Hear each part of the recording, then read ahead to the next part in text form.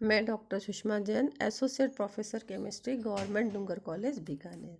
आज मैं BSc part third chemistry के पेपर सेकंड की यूनिट थर्ड का topic amino acids, peptides, proteins और न्यूक्लिक एसिड के बारे में बताऊंगी।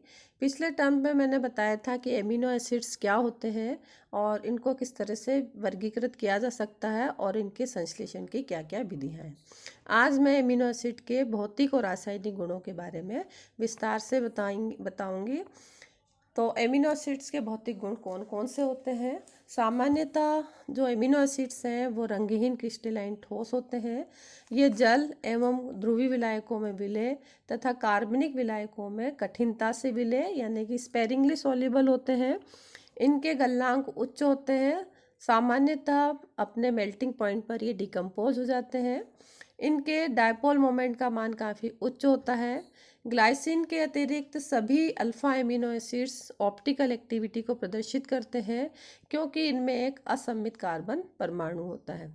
और यदि हम इनका कॉन्फ़िगरेशन देखें तो इनका जो ज़्यादातर एमिनो एसिड्स हैं उनका कॉन्फ़िगरेशन एल प्रकार का होता है। कॉन्फ़िगरेशन एक्चुअली दो प्रकार के होते हैं, डी कॉन्फ़िगरेशन और एल कॉन्फ़िगरेशन।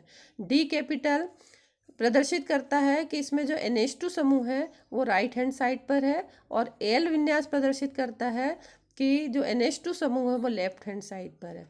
तो जो कॉन्फ़िगरेशन है हम ग्लिसरल्डिहाइड को मानक मानकर हम एमिनो एसिड का कॉन्फ़िगरेशन ज्ञात कर सकते हैं। जैसे कि डी ग्लिसरल्डिहाइड में अगर OH यहाँ पर है और H यहाँ पर है तो वो होगा डी ग्लिसरल्डिहाइड।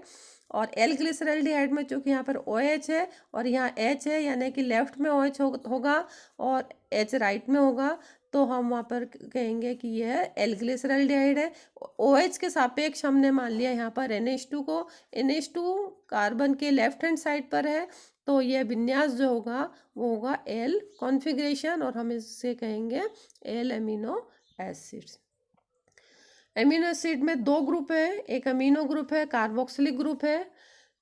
और इनमें संतृप्त कार्बोक्सिलिक अम्ल और संतृप्त एमिनो एसिड के तुलना में इनके लवणों का अधिक गुण होता है। इसका कारण ये है कि यहाँ पे देखिए ये NH2 ग्रुप और ये OH ग्रुप आपस में परस्पर क्रिया कर लेते हैं और एक लवण बना लेते हैं, ये RCHCO-NH3+। तो इसमें जो एमिनो एसिड है इसमें एक तरह से लवणों के गुण आ जाते हैं। तो बजाय अपने एमिनो एसिडिक ग्रुप और एमिनो ग्रुप की तुलना में लवण से अधिक समानता को प्रदर्शित करते हैं। अब चूंकि यहाँ पर इनमें अंतर क्रिया हो गई NH2 और OH में और उसके फलस्वरूप यहाँ पर जो प्रोटॉन है, हाइड्रोजन है जो है वो एज ए प्रोटॉन के रूप में बाहर निकल के आया और इस NH2 पर ऐड हो गया, NH3 बन गया, इलेक्ट्रॉन दे गया ऑक्सीजन एटम को तो ऑक्सीजन पर ऋण चार्ज आ गया। तो इस कारण से जो आयन बना वो डायपोलर आयन बना, इसमें कि दो पोल है, पॉजिटिव पोल और नेगेटिव पोल। तो इससे हम कहते हैं डायपोलर आयन या हम इसको जीटर आयन भी कहते हैं। तो ये जो संरचना है ये जीटर आयन संरचना है एमिनो एसिड्स की। ज़्यादातर ये जो अमीनो एसिड है वो जीटर आयन संरचना में ही पाया जाता है। बाद में इसके पक्ष में बहुत सारे प्रमाण भी दिए गए हैं। अब हम देखते हैं कि एमिनो एसिड के कौन कौन से रासायनिक गुण हैं। तो एमिनो एसिड में चूंकि दो ग्रुप है, एक एमिनो ग्रुप है, एक कार्बोक्सिलिक एसिड ग्रुप है। तो कुछ अभिक्रियाएं अमीनो समूह के कारण संपन्न होती हैं, कुछ अभिक्रियाएं कार्बोक्सिलिक अम्ल के कारण संपन्न होती हैं और कुछ अभिक्रियाएं ऐसी हैं जो अमीनो और कार्बोक्सिलिक एसिड दोनों के कारण संपन्न होती। तो हम देखते हैं कि एमिनो एसिड की कौन सी अभिक्रियाएं हैं जो कि एमिनो समूह के द्वारा संपन्न होती हैं। तो सबसे पहली अभिक्रिया है अम्लों से अभिक्रिया।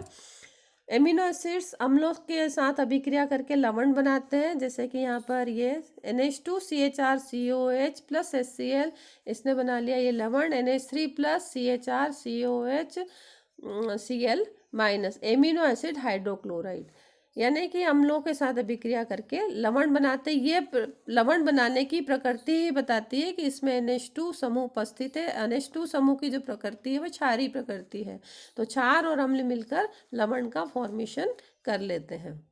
दूसरी जो अभिक्रिया है वो है एल्काइलेशन। अगर एमिनो एसिड की अभिक्रिया एल्किल हैलाइड के साथ करते हैं तो एन एल्किल प्रतिस्थापी एमिनो एसिड्स बनते हैं, जैसे कि यहाँ पर रिएक्शन में दिखाया गया है। RCHNH2COH plus R dash dash X equal to R dash X है RCHNH4, यानी कि यहाँ पर जो NH2 समूह था, इस NH2 समूह का एल्काइलेशन हो गया। यहाँ पर एक H हटकर उसके स्थान पर R लग गया, यानी कि एल्किल ग्रुप लग गया NHR-COH प्लस HX। अगली रिएक्शन है, इसका हम एसिटाइलेशन कर सकते हैं।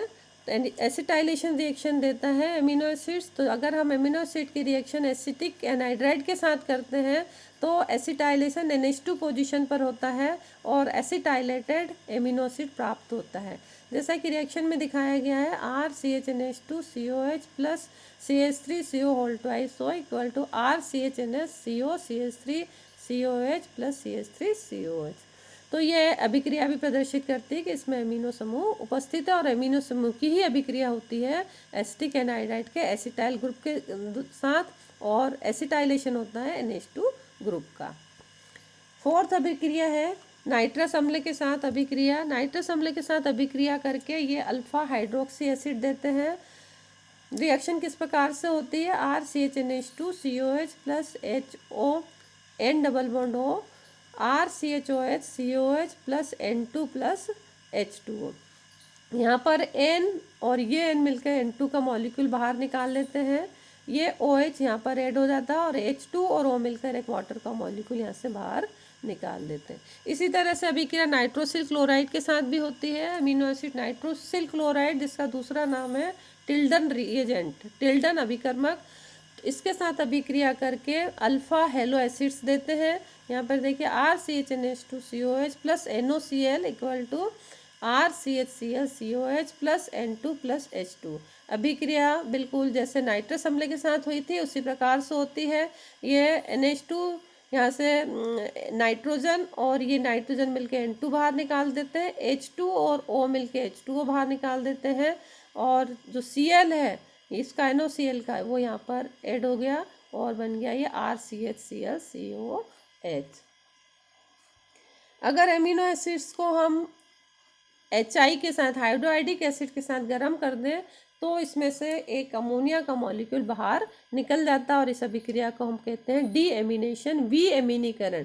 क्योंकि इसमें NH2 बाहर निकल रहा है इसलिए हम इसको कह रहे हैं डी मतलब बाहर निकलना, डीएमिनेशन। तो रिएक्शन किस तरह से होती है? RCHNH2COH plus HI at the temperature of 473 kelvin और it forms RCH2COH plus NH3, यानी हमें प्राप्त होते हैं यहाँ पर वसी अम्ल प्राप्त हो जाते हैं और अमोनिया का मॉलिक्यूल बाहर निकल जाता है। नेक्स्ट जो अमीनो समूह की अभिक्रिया है कि ये कार्बिलेमाइन अभिक्रिया देता है। कार्बिलेमाइन अभिक्रिया क्या है कि किसी एमिनो ग्रुप, जैसे कि हमने यहाँ पर एमिनो एसिड लिया है तो एमिनो एसिड की रिएक्शन अगर क्लोरोफॉर्म और पोटेशियम हाइड्रोक्साइड के साथ करते हैं तो आइसोसाइनाइड नामक यौगिक बनता है और जिसकी की अत्यंत दुर्गंध आती है। तो यहाँ पर देखिए रिएक्शन किस प्रकार से होती है। NH2CHRCOH plus CHCl3 plus 3KOH equal to N double bond C isocyanide group CHRCOH, यानी आइसोसाइनो अम्ल प्राप्त हो जाता है यहाँ पर, और साथ में बनते हैं 3KCl प्लस 3H2। ये जो आइसोसाइनो एसिड प्राप्त होता है जिसमें कि आइसोसाइनाइड ग्रुप है, इसकी उपस्थिति के कारण बहुत अधिक दुर्गंध आती है। ये अमीनो एसिड का एक परीक्षण टेस्ट भी है कि अमीनो एसिड को हम कार्बिलेमाइन परीक्षण के द्वारा टेस्ट भी कर सकते हैं।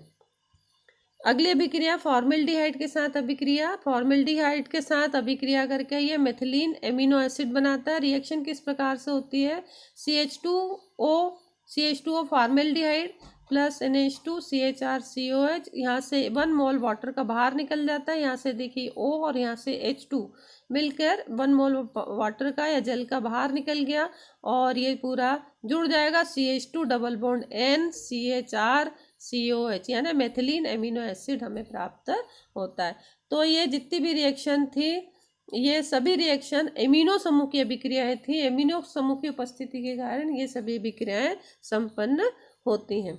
अब हम देखते हैं कि कार्बोक्सिलिक एसिड समूह की क्या कौन कौन सी अभिक्रियाएं हैं। तो एमिनो एसिड क्षारों के साथ अभिक्रिया करके लवण बना, चूंकि इसमें COH ग्रुप प्रेजेंट है तो COH ग्रुप NaOH के साथ अभिक्रिया करके और इसका सोडियम सॉल्ट बना लेगा, जैसे कि रिएक्शन में दिखाया है कि NH2CH2COOH plus NaOH equal to NH2CH2CONA, यानी एमिनो एसिड का सोडियम सॉल्ट बन गया और साथ में वाटर का मॉलिक्यूल बाहर निकलता है। दूसरी अभिक्रिया है कार्बोक्सिलिक अम्ल समूह की एस्टरिफिकेशन। जितने भी कार्बोक्सिलिक एसिड है उसकी अगर हम रिएक्शन इथाइल अल्कोहल के साथ करते हैं तो हमें एस्टर्स प्राप्त होते हैं। तो चूंकि इसमें कार्बोक्सिलिक एसिड समूह उपस्थित है तो हम इथाइल अल्कोहल के साथ अगर अभिक्रिया कराते हैं तो एमिनो एसिड का एस्टरिफिकेशन हो जाता है और एस्टर प्राप्त होते हैं। एस्टरिफिकेशन करने के लिए पहले अमीनो एसिड की अभिक्रिया HCl के साथ करवाते हैं, जिससे अमीनो एसिड का हाइड्रोक्लोराइड जो साल्ट है वो प्राप्त हो जाता है। फिर इसकी अभिक्रिया इथाइल अल्कोहल के साथ कराते हैं तो इसमें से 1 मोल वाटर का बाहर निकल जाता है और जो COH ग्रुप है उसका एस्टरिफिकेशन हो जाता है।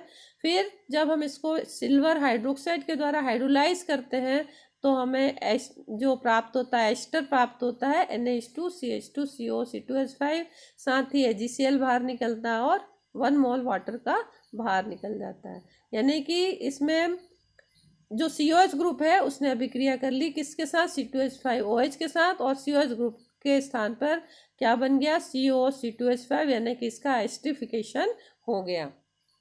अगली जो अभिक्रिया है जो कि प्रदर्शित करती है कि एमिनो एसिड में COH समूह उपस्थित है, कि अगर हम एमिनो एसिड का एसिटाइलेशन करते हैं तो एसिटाइलेशन करने पर यहाँ पर ये जो NH2 समूह है, ये NH2 समूह का एसिटाइलेशन हो जाता है और बन जाता है, यहाँ से एक H बाहर निकल जाएगा और CH3CO समूह इसमें जुड़ जाएगा तो CH3CONH CH2COOH बन जाता है और साथ ही 1 मोल यहाँ पे बाहर निकलेगा एसिटिक एसिड का।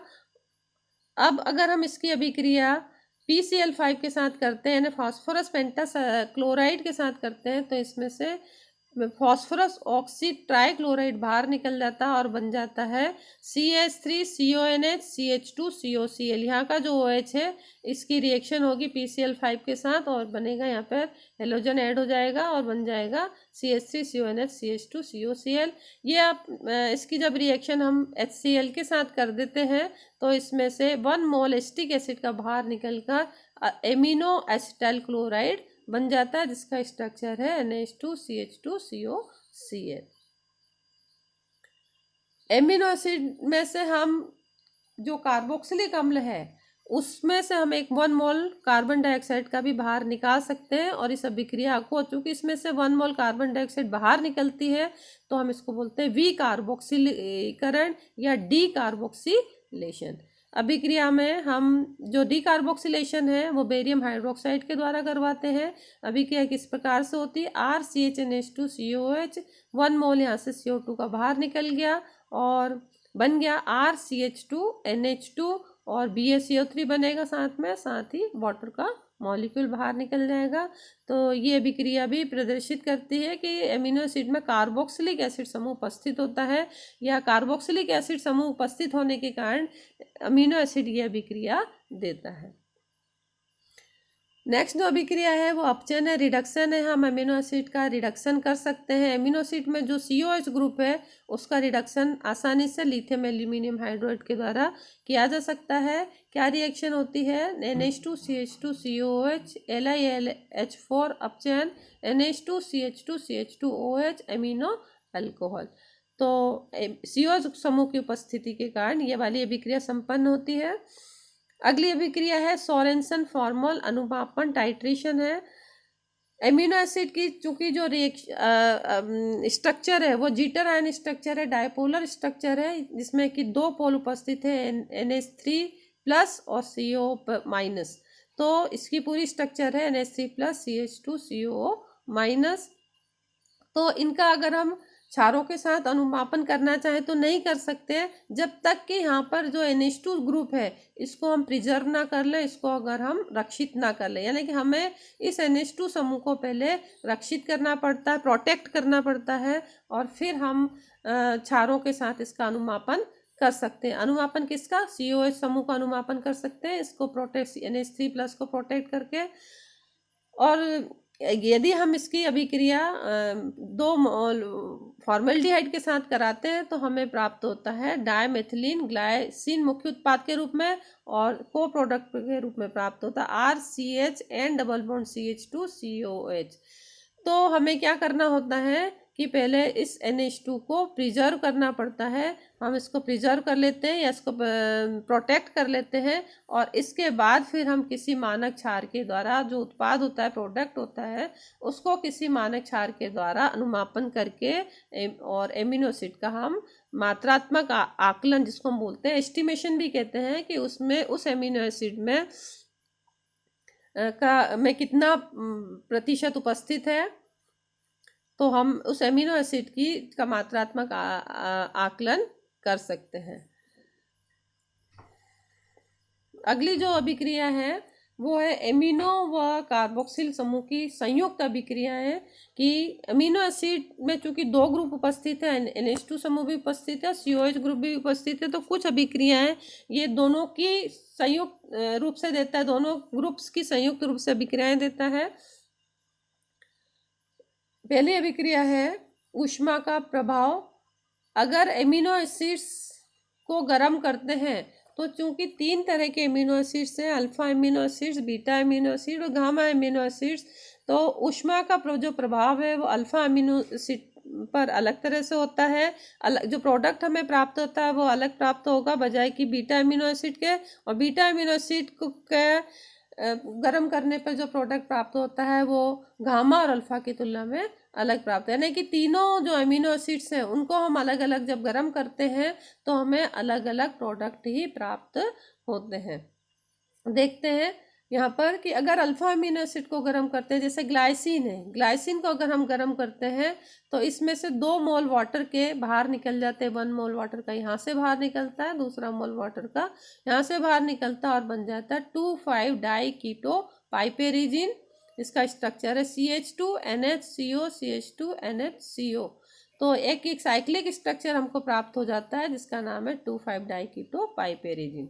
बीटा एमिनो एसिड्स को गर्म करने पर इसमें से 1 मोल अमोनिया का बाहर निकल जाता है और प्राप्त होता है एक्राइलिक एसिड।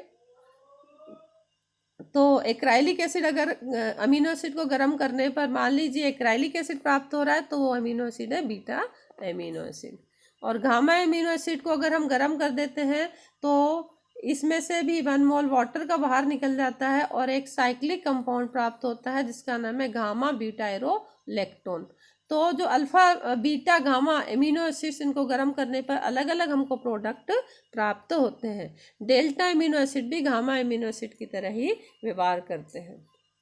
तो ऊष्मा का जो प्रभाव है वो एमिनो एसिड्स पर, अलग अलग एमिनो एसिड पर अलग अलग प्रकार से होकर, और जो हमें प्रोडक्ट प्राप्त होते हैं वो अल्फा एमिनो एसिड पर अलग होगा, बीटा पर अलग होगा और गामा और डेल्टा पर अलग प्रोडक्ट हमको प्राप्त होते हैं।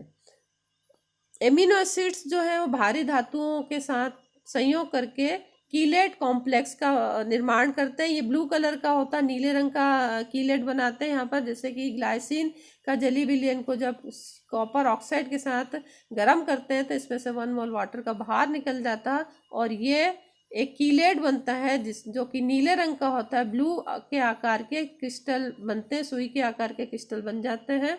तो ये दोनों जो अभिक्रियाएं हैं, ये अभिक्रियाएं प्रदर्शित करते हैं कि इसमें NH2 समूह भी उपस्थित है और COH समूह भी उपस्थित है, यानी कि NH2 और COH समूह की कंबाइंड रिएक्शन है ये दोनों रिएक्शन। तो इस तरह से हमने देखा कि एमिनो एसिड की जो रासायनिक अभिक्रियाएं हैं, कुछ रासायनिक अभिक्रियाएं NH2 समूह के कारण संपन्न होती है, कुछ रासायनिक अभिक्रियाएं COH समूह के कारण संपन्न होती है और कुछ रासायनिक अभिक्रियाएं NH2 और COH दोनों के कारण ही संपन्न होती है। Thank you.